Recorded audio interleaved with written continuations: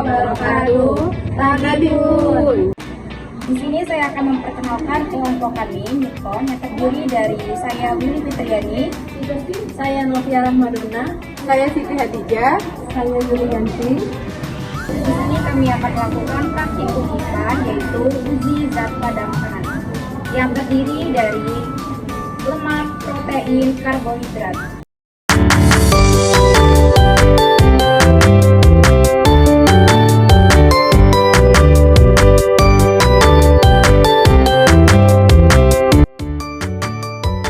Pertama, praktikum uji karbohidrat.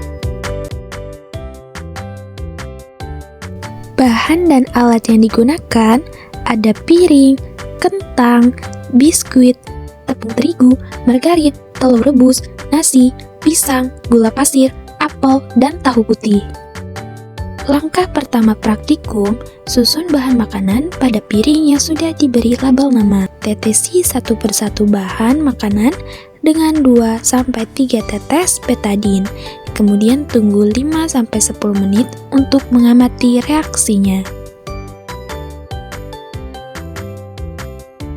Setelah didiamkan beberapa saat, bahan makanan yang mengandung karbohidrat akan berubah warna ungu kebiruan setelah ditetesi betadin.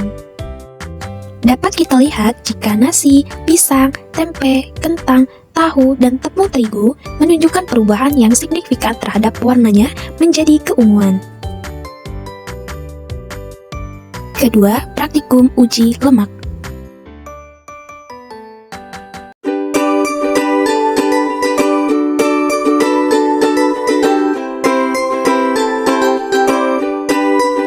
Alat yang digunakan ada piring plastik, pipet, dan kertas coklat.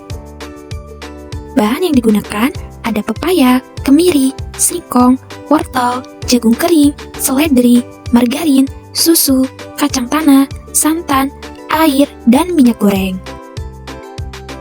Usapkan bahan makanan pada kertas coklat yang sudah diberi label, kemudian diamkan selama 10 menit.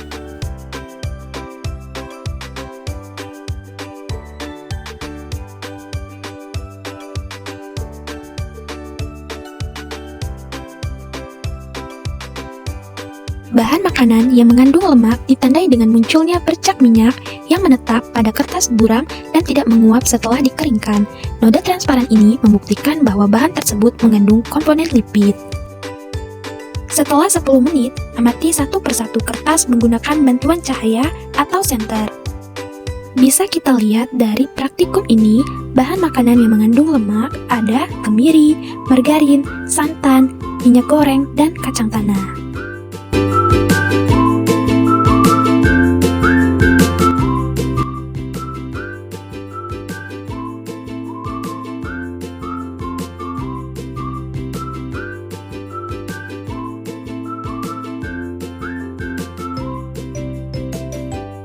Alat yang digunakan ada lilin, penjepit, dan piring plastik.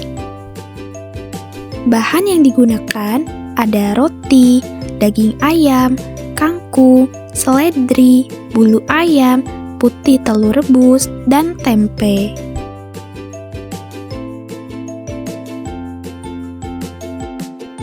Praktikum kali ini akan dilakukan secara kualitatif sederhana melalui uji pembakaran dengan bulu ayam yang digunakan sebagai kontrol positif karena kandungan protein yang tinggi. Uji pembakaran ini mendeteksi keberadaan unsur nitrogen yang merupakan ciri khas struktur protein yang tidak ditemukan pada karbohidrat atau lemak.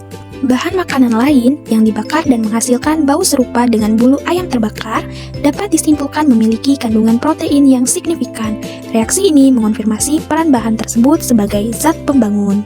Sedangkan bahan makanan yang tidak mengandung protein atau hanya mengandung sedikit protein ketika dibakar tidak akan menghasilkan bau yang spesifik seperti bulu ayam.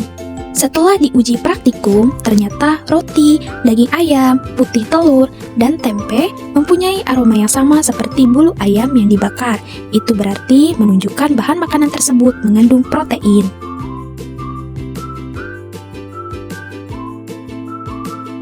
Kesimpulan yang kami dapatkan setelah melakukan praktikum ini adalah bahwa setiap jenis nutrisi, baik itu karbohidrat, lemak, dan protein, dapat diidentifikasi secara spesifik dalam bahan makanan menggunakan indikator atau reagen kimia yang khas. Perubahan warna, penampakan fisik, atau perubahan bau tertentu yang diamati merupakan bukti kualitatif dari keberadaan zat gizi tersebut dalam sampel makanan. Perbedaan hasil uji pada berbagai bahan makanan menunjukkan bahwa kandungan nutrisi tiap bahan bervariasi.